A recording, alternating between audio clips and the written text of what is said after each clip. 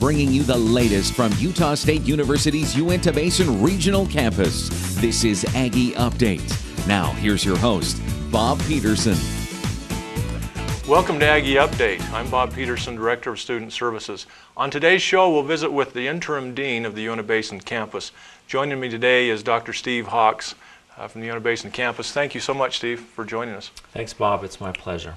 Steve, you've been here for a few months now, and you certainly know the road between here and Moab very well. Maybe you could just start off by telling our listeners a little bit more about you as an introduction, and I think they'd just be curious to see what your history's been in education and how you've landed here. I'm from rural Utah, born and raised in Moab. Most of my education was at Brigham Young University. My career start was with Utah State University in Logan. Worked there for 6 years and then got involved with distance education primarily by flying out to the Uintah Basin, teaching classes out here.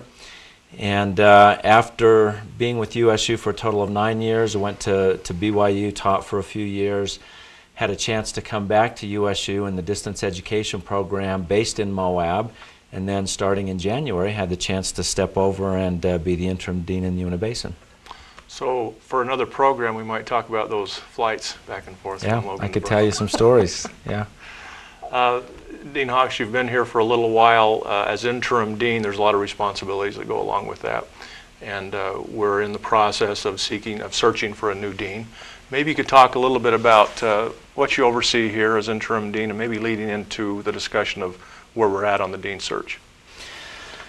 You know, Bob, as I came here, the real challenges that I saw, or the opportunities I saw, was working with the faculty. Over the past couple of years, we've had a number of new faculty come to the Uintah Basin. They're part of USU's tenure track process, and so helping those faculty be successful, recruiting students to build the programs that those faculty are associated with were really, that was really the main challenge. Keep the faculty happy and moving in a positive direction, recruit students and build the program. So that was a big part of the initial challenge. The second thing in the Uintah Basin is that the community has really been the key factor in making this campus happen. And so building community relations, getting to know the advisory board, and just trying to bring some reassurance that the Uintah Basin is important to Utah State University. We have a long tradition here. Keeping things functioning well and moving forward was really the priority. How have you been able to function? Because you still have a lot of those duties down in the southeast. So you're the acting dean, I guess, down in the southeast region, as well as the Uintah Basin now as an interim dean. You're very busy. It's been a lot of going back and forth, but the majority of my time, at least 3 days a week since January, has really been spent out in the basin. And the challenges are similar, actually, between what's happening in the southeast, what's happening in the Uintah Basin, and so it certainly has been a stretch to cover everything, and it seems like no matter where I am, there's someone who thinks I should be somewhere else.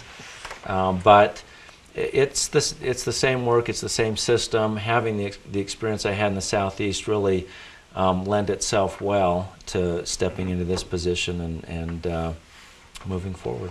And I would think the community members here would agree that it assists us to have somebody like you here who is well versed in the rural education system and being down in Moab.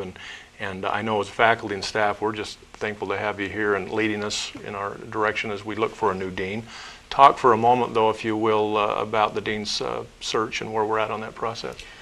A search committee was established that included significant representation from the Uintah Basin, the community, the faculty are represented on the selection committee. Advertisements were put out. There was an initial push to expedite the process and let's get someone here as quickly as possible. Advertising went out. We had a number of applicants come in. The screening process led to the conclusion that we didn't really have the right candidate, or maybe not the one that we want to have here in the long term. And so the decision was made to take a step back and to rethink and regroup and take a little bit more time to make sure we find the right person. The selection committee is still intact. The advertisement is still intact. And so the next step is to reconvene, look at where we go from here.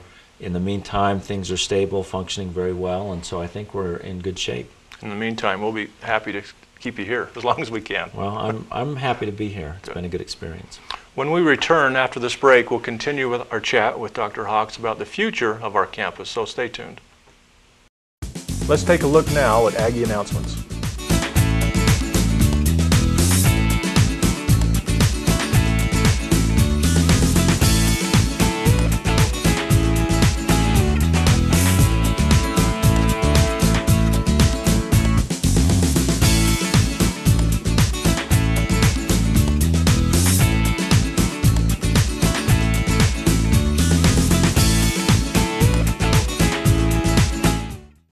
Welcome back to Aggie Update.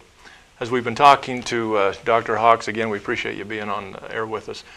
Steve, there's exciting things happening here in the Uintah Basin. There's exciting things happening throughout all the state of Utah when it comes to Utah State University.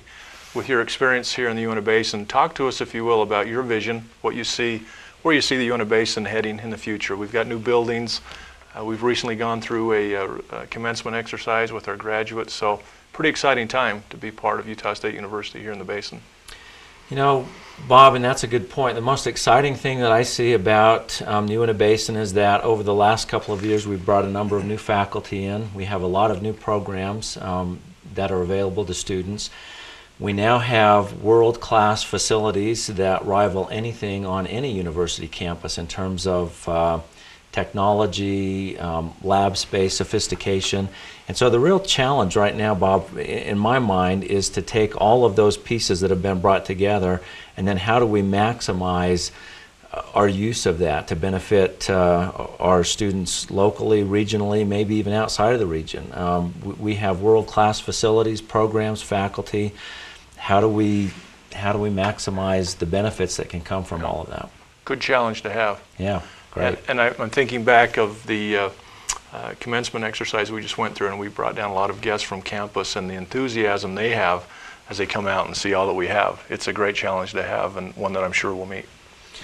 You know, over the past several months, we've had a number of faculty and administrators come down from USU Logan, and when they go through our facilities, they meet our faculty, they meet our students, they're universally impressed with everything that's fallen into place here. And there is a lot of enthusiasm about, wow, this is the showpiece for the regional campus system. Everybody else would like to know how we're doing it, how do they get to the same point that we're at, and so there is a lot of excitement. So it creates a little bit of pressure, if you will, for us to keep that image and to satisfy our constituents and campus as well. And you know, our constituents are people, the community here. You can't say enough about the support, whether you're Moab or where you're here in the Uintah Basin. Talking about Uintah Basin, you can't say enough about the support we have from our community, the leaders, the residents that live here. You know, I think it's safe to say that without the community support that we've had in the Uintah Basin, we wouldn't have anywhere near the amount of facilities and campus and infrastructure that we've been able to put together. So there is a huge debt that's owed to the community. As I attended commencement exercises this past Saturday in the Uintah Basin for the first time, and not only the first time, but I had to conduct it. So there was some pressure there, but in that experience, just this overwhelming, not only support from the community, but appreciation that all of this has been brought together, that it's here, that it's available to support the community. And so it's a two-way relationship. Not only have they brought everything that they can to the table, but there's gratitude, there's appreciation, and there's really motivation then to give back as much as we can to the community. And we just need to be reminded every time we drive through the streets of Roosevelt and Vernal, the banners that have the big A on it, of our commitment to doing just that. It's nice to have you here, and you did a wonderful job with the commencements, by the way. Well, thank you. So for your first time here, it was great. Steve, thanks so much for being on the program. For more information about the Uintah Basin campus, please join us on our website at uintahbasin.usu.edu. And that's all for now. We'll see you next time on Aggie Update.